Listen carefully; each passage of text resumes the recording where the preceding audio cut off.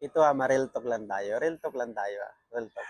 Kasi maraming kumakalat sa social media ngayon na di bali na wala kang pinag-aralan ng importante meron kang diskarte. Yes, tama naman yun. Wala namang mali doon. Walang mali doon sa diskarte. Kaso nga lang, ang may mali doon kung sinasabi nila na huwag ka na mag-aral, dumiskarte ka na lang. Mali yun. Kasi alam mo kung bakit. Hindi ka rin makakadiskarte kung wala kang pinag-aralan. At kung wala kang pinag-aralan, hindi ka makakadiskarte. Sana maintindihan mo yung point ko. Na hindi kailangan na sasabihin ng ibang tao na huwag ka nang mag-aral, dumiskarte ka na lang. Ang dami nga dyan ng iba, hindi naman nakapag-aral. Yumaman. Ang dami dyan ng iba, hindi naman nakapag-aral, gumanda yung buhay.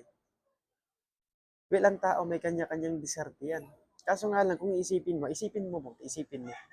Bago masinso yung mga yon, bago yumaman yung mga yon, bago naging successful yung mga yon, bago nakilala yung mga yon, abay, nag-aral muna yan. Huwag kang maniwalang huwag kang mag-aral, nag-aral muna yan. Kasi lahat naman ng bagay pinag-aaralan. Kung hindi mo pag-aralan yung isang bagay, ano mangyayari sa buhay mo? Ayun, saan mo ngayon nahanapin yung diskarte mo kung wala kang pinag-aralan? Alam mo, mga bugok na mindset yan, mga bugok na mindset yan. Yung mga nagsasabing, huwag ka mag-aral, diskarte ka na lang. Paano ka nga ba makadiskarte? Anong diskarte ang gagawin mo doon? Anong diskarte ang gagawin mo na sa hindi ka mag-aaral, magdidiskarte ka na lang kung hindi ka marunong magsulat? Kung hindi ka marunong magbasa, paano mo didiskarte ang isang bagay na hindi mo alam? Kung ang isang bagay na hindi mo alam ay hindi mo pag-aaralan, wala din mangyayari. So, meaning, kailangan pa rin natin mag-aral. Kailangan pa rin natin mag-aral. Kasi lahat naman ng bagay di pa pinag-aaralan. Paano natin mapapag-aralan yan kung hindi natin pag-aaralan? Didiskarte na lang tayo ng diretsyo. Anong diskarte ang mangyayari sa buhay natin? Ito yung diskarte mo. Wala kang pinag-aralan. Paano mo madidiskarte yan? Ang diskarte, nakabase pa rin yan sa pinag-aralan mo. Kailangan kahit hindi ka man, ang importante dyan, kahit hindi ka nakapagtapos, ang importante nakapag-aral ka. Pero mas mainam kung nakapagtapos ka, bago ka dumiskarte.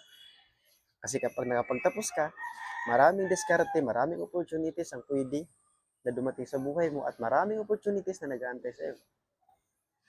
Pero kung hindi ka nakapag-aral, maraming struggle na mangyayari sa buhay mo. Maraming panlalait na mangyayari sa buhay mo.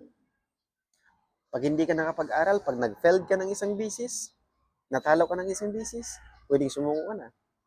Kasi sasabihin mo sa sarili mo, hindi ko kaya ito, hindi ako nakapag-aral. Tapos ganyan sasabihin ng ibang tao, hindi mo na kailangan mag-aral, kailangan mo na dumiskarte.